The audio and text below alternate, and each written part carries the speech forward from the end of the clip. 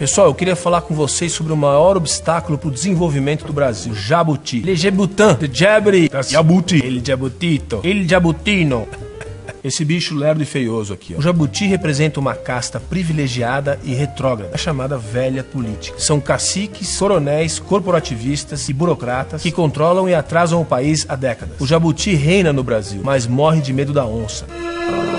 Não vou fazer. E para entender direito quem é a onça nessa terra de jabutis, o melhor exemplo vem do segundo reinado, em meados do século XIX. Na época, o Brasil tinha menos de 10 milhões de habitantes e era uma sociedade agrária e escravocrata. O nome da onça? Irineu Evangelista de Souza. Mas você deve ter ouvido falar nele como Barão de Mauá. Quando tinha 9 anos, o jovem Irineu veio para o Rio de Janeiro, fugindo dos conflitos da fronteira gaúcha com o Uruguai. Na capital do Império, começou trabalhando para o importador escocês, no comércio de secos e molhados.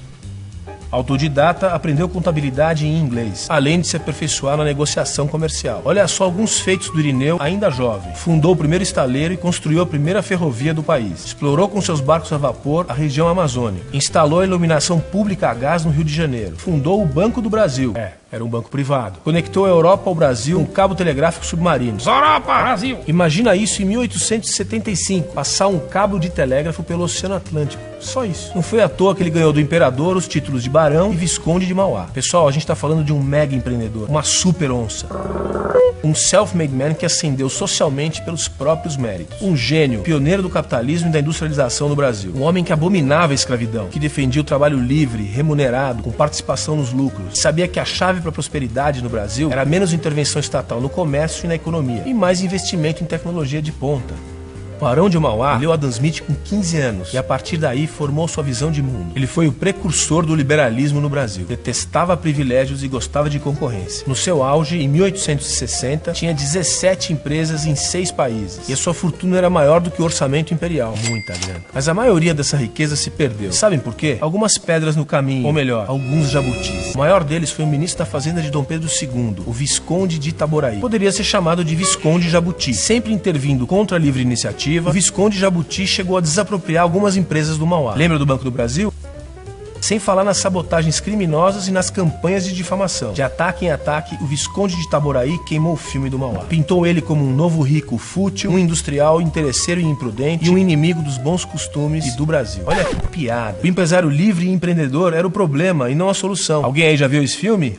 É tipo na novela, o patrão sempre fica de malvado e mau caráter. Bacana, né? Décadas depois, já no século XX, nossa industrialização tardia se deu pela via do capitalismo de Estado. Ou seja, empresas e empresários prosperavam quando alinhados aos interesses do governo. Foi assim com Vargas, foi assim com JK e foi assim com a marcha forçada da industrialização no período militar. Já nos anos 90, aumentou a farra de financiamento por bancos públicos. Aliás, sobre esse tema, recomendo a leitura do livro Capitalismo de Laços, do professor Sérgio Lazzarini. Explica tudo. Mas essa economia intervencionista, esse capitalismo fake, voou mais alto nesse começo do século XXI. Vimos uma distribuição sem precedentes de vantagens financeiras, utilizando bilhões e bilhões de dinheiro público via BNDES, o Banco Nacional de Desenvolvimento Econômico e Social. Dinheiro dos nossos impostos que foram direcionados para as empresas amigas do governo, as chamadas campeãs nacionais. Você conhece algumas, JBS, Odebrecht, etc. Foi a união dos jabutis com a máquina sindical do PT, mais os amiguinhos do Lula, que criou esses Joesleys, Marcelos e Aikes da vida. Pessoal, a liberdade